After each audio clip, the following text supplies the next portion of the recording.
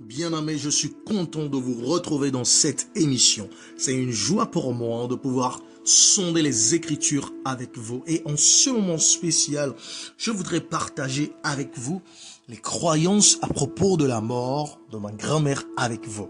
Comme vous le savez, j'ai dédié toute une semaine pour prier avec vous, pour plaider avec vous, car elle m'a appris le sens de la spiritualité. Eh bien, beaucoup m'ont souhaité des condoléances, du réconfort, de la consolation. Je vous en remercie énormément. Et beaucoup aussi ont énoncé des souhaits qu'elle parte vers son Dieu, qu'elle aille au paradis. Et j'ai voulu saisir l'occasion pour partager avec vous sa croyance sur la mort. D'abord, comment a-t-elle fait face à la mort? Elle a fait face à la mort en sachant que Dieu était avec elle et qu'elle n'avait rien à craindre. Comme nous pouvons le lire dans Psaume chapitre 23, verset 4, « Quand je marche dans la vallée de l'ombre de la mort, je ne crains aucun mal car tu es avec moi. Ta houlette et ton bâton me rassurent. » C'est forte de cette promesse qu'elle a affronté ce dernier rempart de la vie pour se reposer dans son Seigneur. Pourquoi je parle de repos? D'abord, comment est-ce la mort? Car c'est comme on s'endort selon la Bible. Lisons dans 1 Thessaloniciens chapitre 4, verset 13. « Nous ne voulons pas, frères, que vous soyez dans l'ignorance au sujet de ceux qui dorment, afin que vous ne vous affligiez pas comme les autres qui n'ont point d'espérance. » Et dans Jean chapitre 11, versets 11 à 14, nous pouvons lire, « Après ces paroles, il leur dit, parlant de Jésus, s'adressant à ses disciples, « Lazare, notre ami, dort, mais je vais le réveiller. » Les disciples lui dirent, « Seigneur, s'il dort, il sera guéri. » Jésus avait parlé de sa mort, mais ils crurent qu'il parlait de l'assoupissement du sommeil. Alors Jésus leur dit ouvertement, « Lazare est mort. » Donc, selon les propos du Créateur de la vie, du premier-né d'entre les morts, de celui qui a les clés de la mort et la puissance de résurrection, la mort est un sommeil, un repos de ses œuvres, un repos après avoir eu l'opportunité, le potentiel de pouvoir servir Dieu et son prochain. Eh bien, la Bible nous précise aussi où les morts sont en train de dormir. Dans Daniel chapitre 12, verset 2 de la traduction œcuménique, nous pouvons lire « Beaucoup de ceux qui dorment dans la poussière de la terre se réveilleront, les uns pour la vie éternelle et les autres pour l'opprobre, pour la honte éternelle. » Donc, après la mort, c'est un repos total.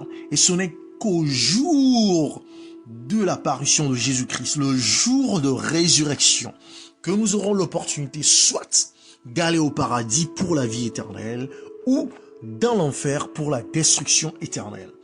Eh bien, c'est pour cela que nous savons que les morts n'ont conscience de quoi que ce soit. Et s'il y a quoi que ce soit que vous devez faire à l'un de vos proches ou vous avez des êtres chers à qui vous devez faire quelque chose, c'est maintenant. Car après la mort, vous ne pouvez plus les aider, les avertir, les honorer, leur rembourser ou leur faire honneur. Car la Bible nous dit dans Ecclésiaste chapitre 9, versets 5 à 6 et 10 ce qui suit. « Les vivants, en effet, savent qu'ils mourront, mais les morts ne savent rien et il n'y a pour eux plus de salaire puisque leur mémoire est oubliée.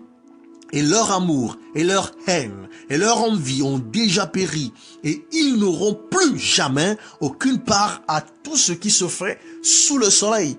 Tout ce que ta main trouve à faire avec ta force, fais-le. Car il n'y a ni œuvre, ni pensée, ni science, ni sagesse dans le séjour des morts où tu vas. Mais la mort n'est pas la fin, chers amis. C'est pour cela que j'ai été réconforté, c'est pour cela que j'ai été consolé, c'est pour cela que j'ai de l'espérance. Et ma grand-mère est morte avec cette bienheureuse espérance, comme nous pouvons le lire dans Ésaïe chapitre 26, verset 19. « Que tes morts revivent, que mes cadavres se relèvent, réveillez-vous et tressaillez de joie, habitants de la poussière, car ta rosée est une rosée vivifiante, et la terre redonnera le jour aux ombres. » Donc, ce n'est pas la fin. C'est pour cela que nous n'avons pas besoin de messe pour la prière du repos des âmes ou de quelques cérémonies ou de quelque intention pour que ces morts puissent voyager au paradis. Jésus a promis dans sa parole que les morts seront ressuscités par lui-même. Déjà, dans l'Ancien Testament encore, dans Osée chapitre 13, verset 14, il nous dit ça.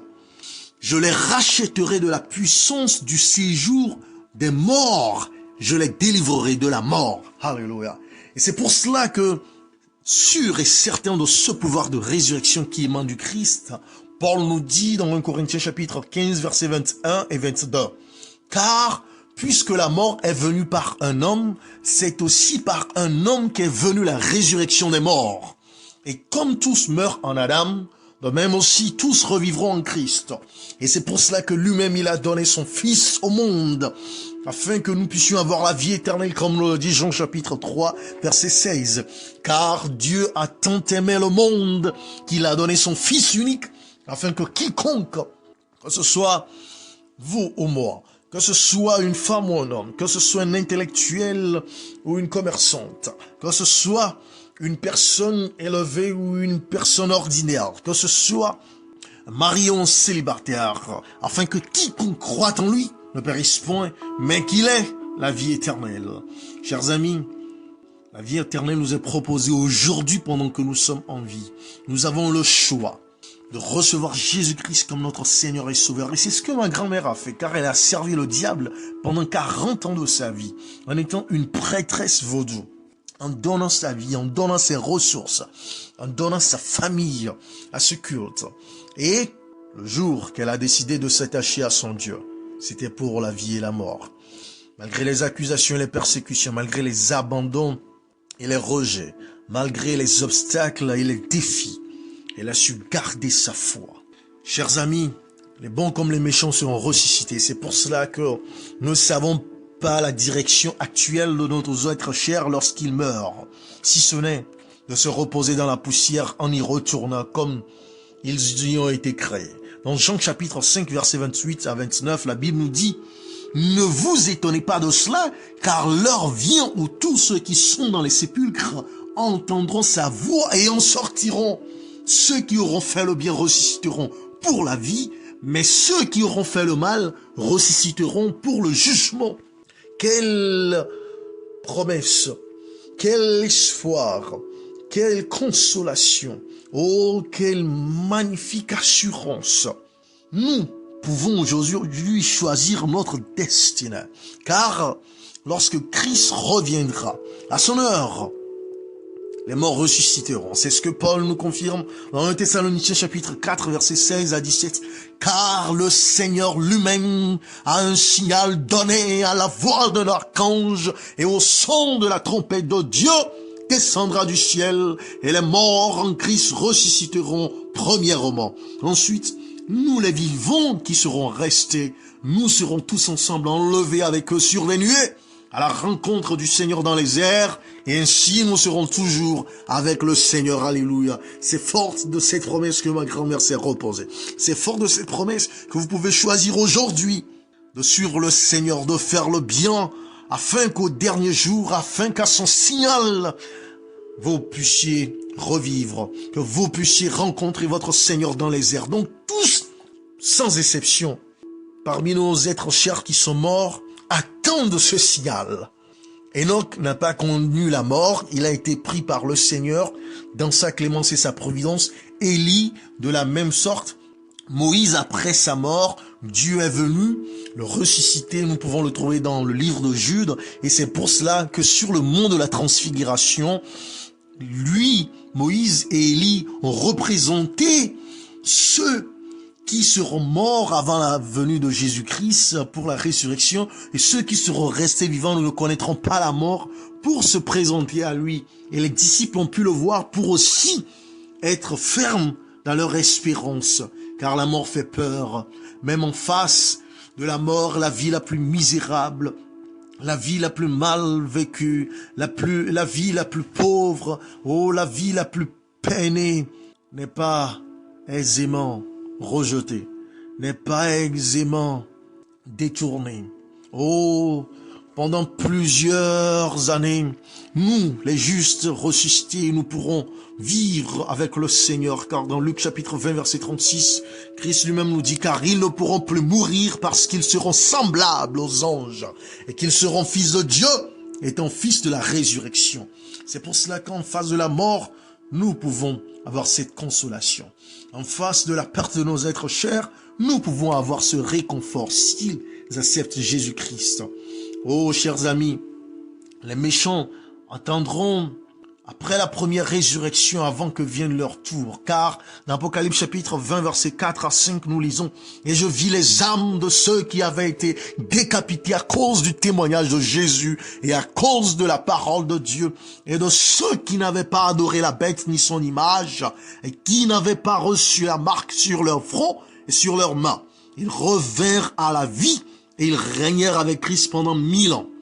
Les autres morts ne revinrent point à la vie jusqu'à ce que les 1000 ans fussent accomplis. » C'est la première résurrection. Donc, chers amis, vous avez l'opportunité aujourd'hui de participer à cette première résurrection si la mort venait à vous surprendre avant la venue de Jésus-Christ, pour que nous ne puissions plus connaître la mort, pour que nous puissions vivre éternellement.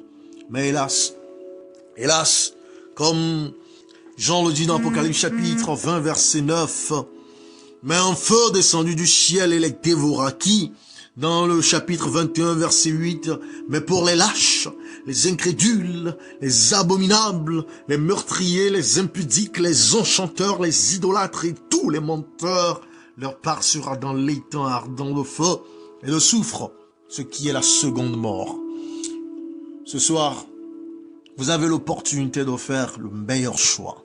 Vous avez l'opportunité de choisir votre destinée éternelle, de pouvoir choisir la vie et de rejeter la mort éternelle, de choisir le paradis et de rejeter l'enfer, d'avoir l'accès, votre ticket, votre passeport pour le ciel, en choisissant Jésus-Christ. Que cela soit votre partage en ce moment où Jésus-Christ vous parle, où il vous touche, tel que vous êtes. Venez à lui, il vous acceptera tel que vous êtes pour vous transformer tel qu'il veut que vous soyez. Au nom de Jésus-Christ.